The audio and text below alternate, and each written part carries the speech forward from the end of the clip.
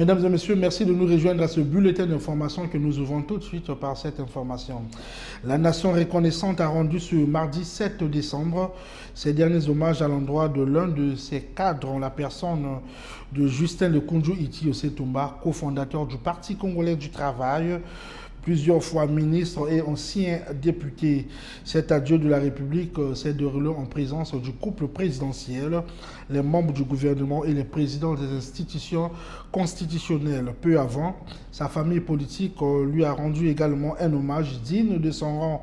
Décédé le 25 novembre dernier, il sera inhumé dans son village à Bundi, dans le département de la Cuvette. À compter du 9 décembre, les travailleurs de la Direction générale du budget seront en grève. En tout cas, c'est ce qui ressort de l'appel du syndicat des travailleurs de cette structure du ministère des Finances. La communauté internationale célèbre ce 10 décembre le 73e anniversaire de la Déclaration universelle des droits de l'homme. À cette occasion, la Commission nationale des droits de l'homme que préside Valère Gabriel Tekayeme a lancé officiellement l'exposition des textes de protection des droits de l'homme en vigueur au Congo.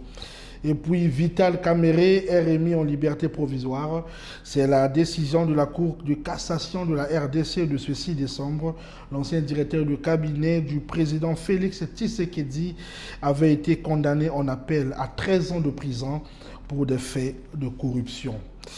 Le journaliste vedette de la Radio France Internationale, Alain Foka, court le risque d'être licencié de sa chaîne. La raison évoquée est l'acte de déloyauté, selon RFI, du fait d'avoir passé sur sa chaîne YouTube une interview réalisée en RDC avec l'inspecteur général des finances, Gilles Alenguete, remettant en cause l'enquête de Congo Hold Up. L'enquête Congo Hold Up est un documentaire auquel France 24 et RFI ont participé, montrant de grands scandales de corruption, détournement massif et de blanchiment d'argent de la famille de l'ancien président Joseph Kabila. Et puis en sport, les Diables Rouges Handball se sont qualifiés ce 6 décembre pour le prochain tour du mondial Dames Handball Espagne 2021 en battant la Tunisie par un score de 33 à 22. C'est la fin de ce bulletin d'information. Mesdames et messieurs, merci de nous avoir suivis. On se retrouve demain à la même heure, s'il plaît à Dieu.